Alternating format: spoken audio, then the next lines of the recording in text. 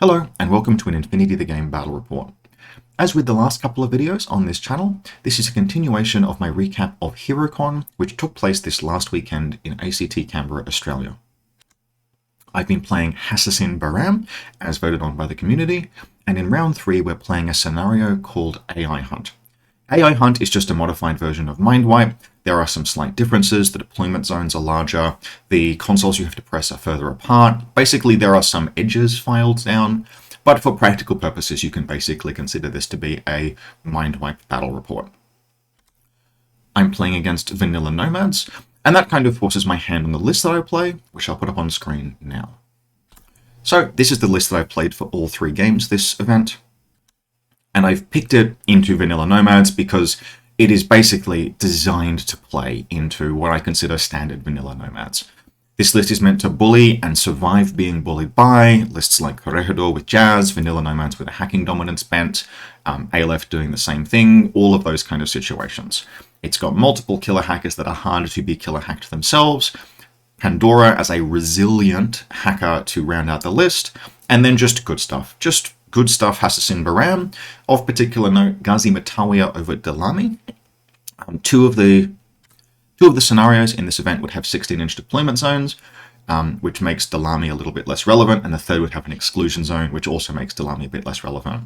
And just in general, I've been loving playing Matawiya, and they would actually prove to be incredibly valuable in this scenario. Now, for some context on my opponent. This game, I'm on the top table. I've gone undefeated on 2 major wins, 10 points apiece, and I would be playing against a friend called Aaron, who is actually a relatively new-ish Infinity player, but a very experienced wargamer.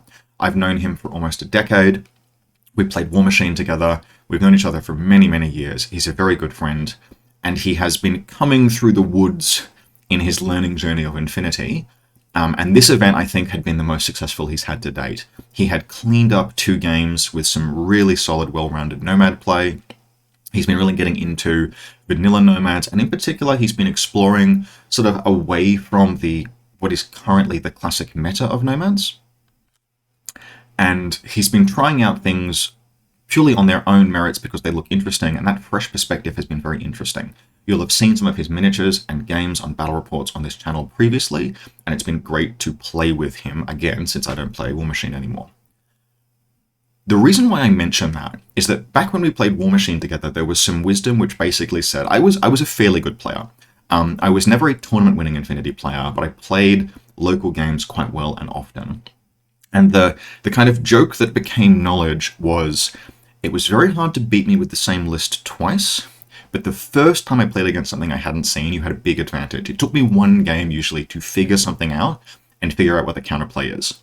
Infinity doesn't work exactly the same way as War Machine does, but I think it's still true as a general kind of like piece of knowledge that if you make someone play against something that they haven't seen before, you have an advantage. This is why in Infinity, going very lightly off meta, or even sometimes significantly off meta, forces your opponents outside of their experience and all of the knowledge that they may have built that lets them play the game smoothly and forces them to reconsider things from first principles again, which means that they're under more mental load, the game is harder, and that is an advantage for you.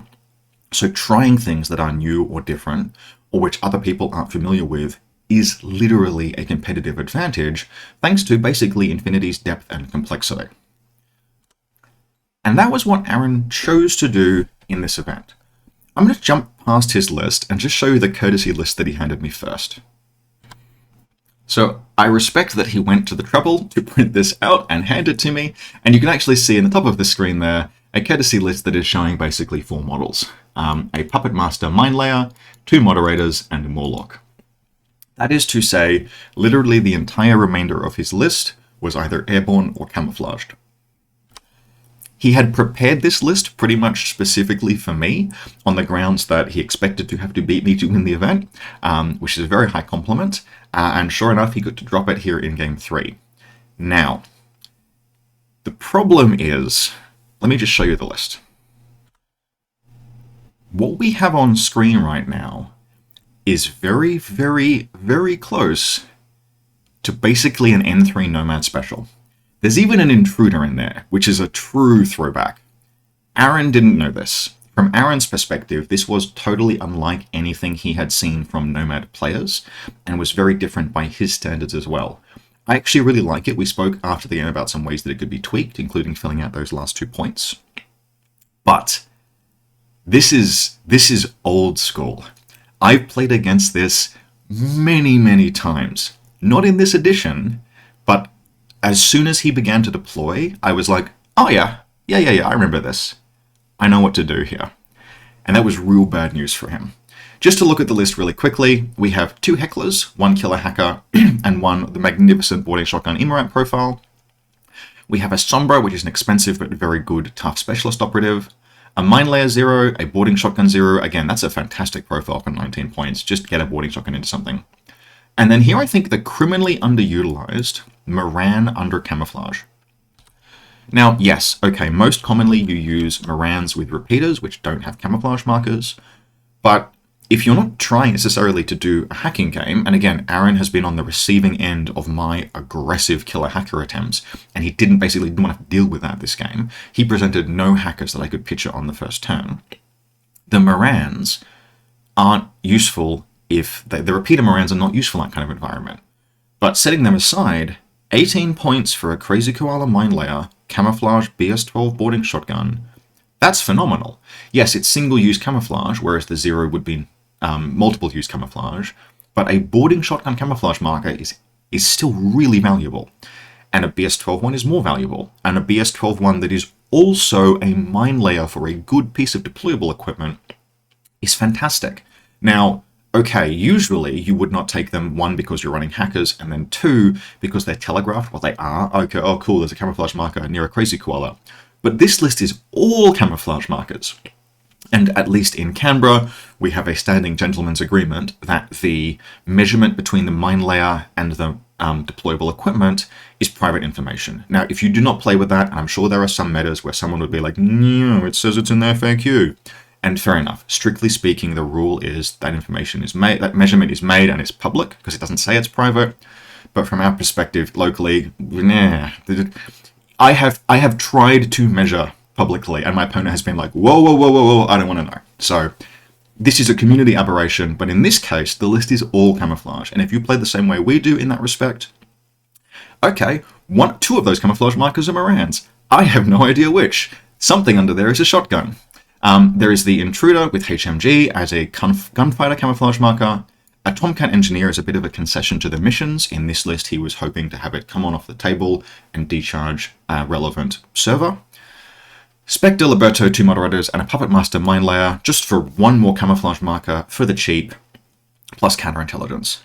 Now, my personal take is that this list actually would be better rounded out by some drop troops. Hellcats in particular don't really telegraph their existence when there are this many markers on the table, and I think the ability to attack your opponent from behind and in front plays better than having all of your attack kind of front-loaded. And sort of what I mean by that is, if your opponent null deploys, you are going to savage them. You are just going to coordinated order 4 separate camo marker troops with shotguns forward, and then they will attack one at a time until everything of your opponents is dead to shotguns. To stop this kind of camouflage attack, you actually need to present AROs that are capable of like discovering, maybe a midfield of your own. You have to sort of position your defense facing toward your opponent, which makes it harder to watch your own corners, null deploy, etc. Also, you can't necessarily expect that there are drop troopers coming when there are this many markers, which again means that it's less likely that you can easily defend against something like a Hellcat Spitfire on the first turn. So that's how I would change it.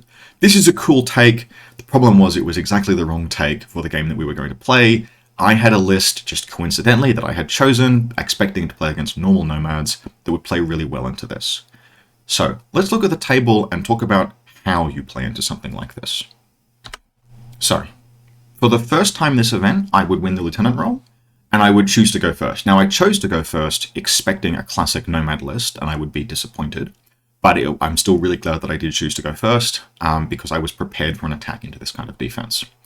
How we're playing this terrain is that the first accessible level of any piece of terrain is the one that you can play in. So for example, this is a 2-story building. The ground floor isn't accessible. You can access the first floor by taking a short movement skill at the door into the floor. And then you could also jump in through a window, for example. The single-story buildings are just movable through, and we're playing with muddy windows, which is to say when you are in contact with a window, you can see and be seen, and when you're away, you can't. And that is because if you look at these buildings, the walls are all window. If you try and play these as see into or out of but not through, what happens is that any trooper inside a building dies. Now, my deployment zone is set up with some basic good practice, but assuming that I will be looking to make picture shots into my opponent's deployment zone. So we've got the Asawira, Ghulam Doctor, and Bareed KHD link over here, with the Bareed positioned to fire picture shots down this line early in the game if needed. There is also a Matawiya hanging out behind the Bareed. It is actually hoping to declare long skill climb as its impetuous order to get into this building, and that's what we'll end up doing. We have my missile bot back here, just watching for Carlotta, because this is a scenario where you might take Carlotta, and I want no part of that. You can actually see the consoles are here, here, and here, or the AI servers are here, here, and here, looking to protect. And then I have kind of a dumb meme deployment, but I am going first, so here's what it looks like. Do not, under any normal circumstances, deploy this way, just so we're clear. This is really dumb. This is like a wedge triangle of 6 troopers, 2 Ghazi Matawiya, and then the 4-person link with Yara Haddad, with Pandora down there. Now, Aaron is on record as really not liking Branda Castro, so I kind of figured I would be safe from that. But if he had aggressively rolled to infiltrate, like anything with a shotgun, onto this link, I could have been in trouble. Now, I had a plan. I had a plan if that was something that happened, because McMurrough was my reserve drop. And the plan would be, you can see where Pandora is down here. The plan would be to put McMurrough basically there and have him come up, super jump through the window to this spot here. That would put him in position to defang a shotgun attack without me being caught in the exact same trap that I caught my opponent in the first round. Now, as it happened, wasn't a problem. It didn't come out that way, but there is a camouflage marker, like literally just up there, that I will have to deal with while I get this link out of the situation they're in. But yeah, TLDR, don't actually deploy this way unless you're very, very confident it's safe to do so. A good rule of thumb for deploying links generally is to put them in a position where if they don't ever move, they're fine position defensively. Some things may happen, plans may change where you actually don't intend to activate, or you intend to, but then don't activate the link. And if they are all just like lined up behind a wall expecting to move, they will get killed by something. Now, that's a lower risk with this link because the Ghulam NCO order is almost always free, which means 8 inches of movement basically if I need it. But again, good practice is not this. The other 2 things of note here is that because McMurrough is my reserve, 2 for days are going down early on. 1 for day is here, and the other for day is just here. Now, this is important how I've chosen to deploy these. I mentioned short movement skill takes you from the space above the door to out the door. These for day are both positioned directly above doorways because my opponent knows that to stop a for day attack, you can pinch them off with something like a Libertos or a Zero Mine layer.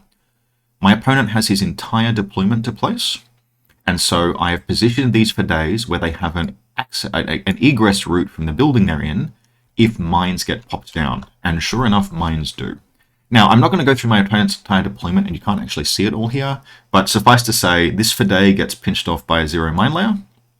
The for day in here gets pinched off by a mine laid by a Puppet Master and another camouflage marker, a Masai Moran, and also down here by a Libertos, so it's totally blocked. The Libertos is blocking the doorway, and the Moran and mine are blocking the path into the building.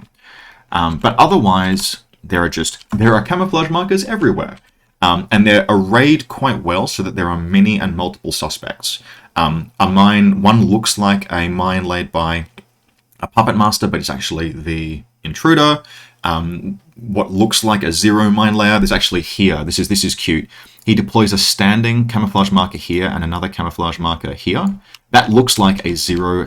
So that looks like a zero nooked in behind here and it's mine deployed here, but it's actually the Heckler, Killer Hacker, making a run on this objective, and the Sombra is just standing, bold as brass, ready to make an attack if he gives it to me, if I give it to him.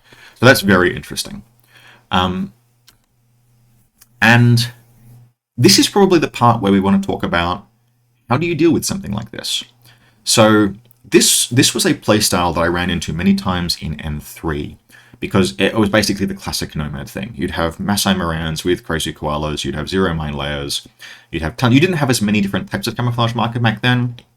Hecklers came out late in the edition, Sombras didn't exist, but you still had plenty. And on top of that, you could take lots and lots of stuff because it was N3, so there wasn't a combat group limit. The way to deal with this kind of list is to hit it aggressively. You can't always do that, right? So not every list will have something that can slam through a camo field and force your opponent to start revealing things in order to stop you. But if you have access to those, it is by far the best thing to do.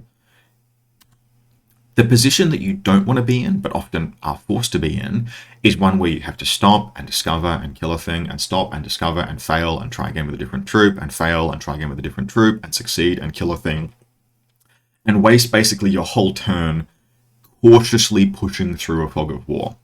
That is what the camouflage list wants you to do. It wants you to very inefficiently engage a small number of troops, bring yourself forward into the midfield where it can collapse on you and destroy you. What you want to do instead is be so aggressive that the camouflage markers are forced to reveal in order to stop you. So, among other things, something that's really good to have is cheap, quick, disposable troops that can trigger deployable equipment. I think in N3 I once ran a Gaki. It impetuous, then it moved, and on the move, it detonated 3 mines and 2 Crazy Koalas. If you can do that, that's ideal, because it means that you now know that everything left is real, you have information. And in this game I had McMurrah, who dodges on a 16 and can't be ignored. So when McMurrah came down as the reserve drop here, my opponent didn't quite realize it at the time, but he was in trouble. McMurrah basically face-checked and forced a huge amount of he just pushed aggressively, and my opponent had to begin revealing things to stop him. So on my first turn, McMurrah impetuous to here. I think he actually jumps up to here, doesn't quite get in range of the things he wants to, so then he dodges.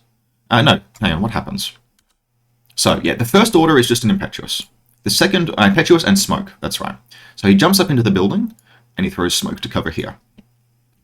This does not reveal this camouflage marker that's behind this doorway. The next thing he does is he swings out and moves up to here into smoke, and that triggers, he does a little bit of a super jump as he goes to trigger what I know is the Libertos' mine. So that triggers the Libertos' mine and both Crazy Koalas. This is where things could have gone really wrong. Now McMurrah is very likely to survive that. But if he had gotten knocked unconscious or even killed, okay, that sucks, but at least I can begin moving forward with Yara and there is smoke down. But in fact, I just rolled like a 2 for dodge and McMurrah gets through super cleanly. Both 3 deployables are defanged and McMurrah is now forward positioned. The Link team then moves forward. We get a discover roll against this. It's a Masai Moran. It's in smoke, so I can't do jack.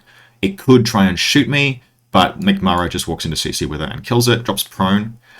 And basically the Matawiya move forward and pressure. The damage that I do during this turn between the combination of McMurrah and Yara and the Asawira is really considerable. There ends up being a Spectre hidden deployed on this rooftop here, which gets a short-range shot against Yara, and actually gets her. It wins the face-to-face roll and it knocks her unconscious, but then the Asawira moves up and shotguns it. That face-to-face roll takes 2 goes, and actually it results in the Asawira going unconscious but then regenerating.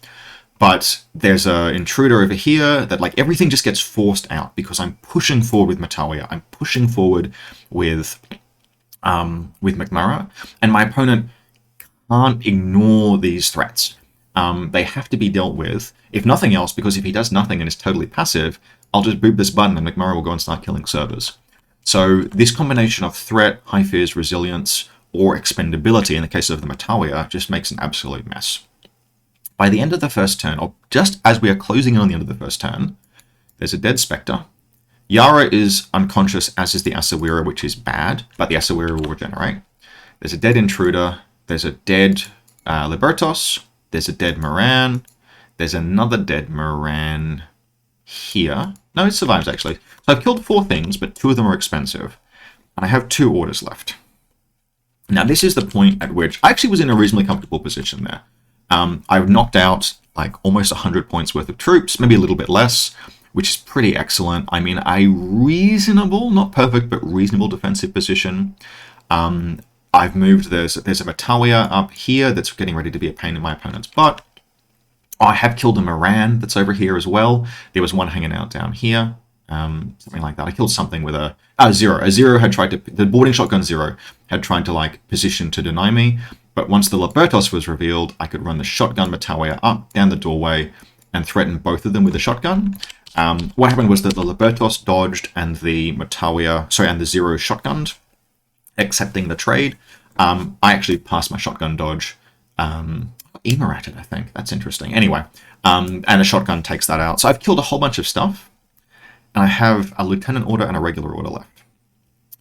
And I choose to spec fire. Because I didn't really have anything else to do with that Gulam LGL. The link got broken when Yara got knocked unconscious.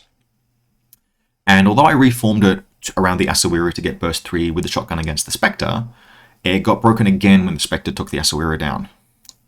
So I hadn't spent my lieutenant order. So I just spec fired the moderator that was hanging out in this building. And I rolled a 6 and crit and killed it. And then I spec fired the moderator that was hanging out behind this this sign here. And I rolled a 2 and it failed its dodge. I knocked it unconscious. And there were only 2 legal lieutenant options unless something had been hiding at the camouflage. And actually, this one over here was the LT. I actually figured it was, even though it was sort of like positioned in bait of the Fidei. That Fidei was never going to get past those camouflage markers. That building was too much of a strong point. And I was going to go for that twice if I had the option. If I had to force it, I figured that one would be more likely. I also could position the spec fire so that it could knock out this camouflage marker, which was just a mine. But yeah, put my opponent in loss of lieutenant and also killed 2 more regular orders. That kind of sealed the game. Really aggressively pushing and hitting very, very hard. Now, my opponent did his best to set up for a recovery. The Sombra moved over here.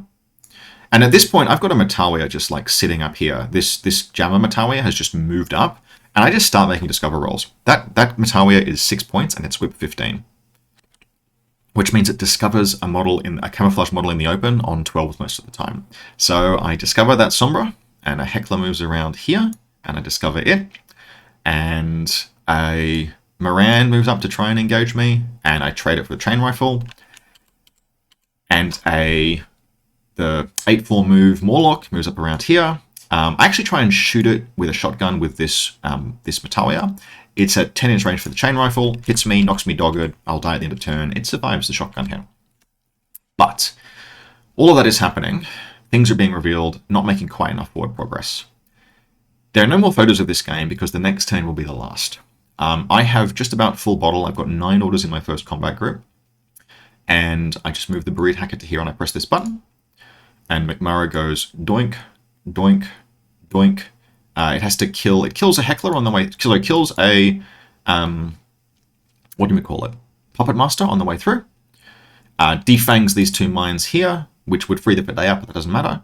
Donks through here, kills a Morlock on the way through, takes a wound in the process of doing so.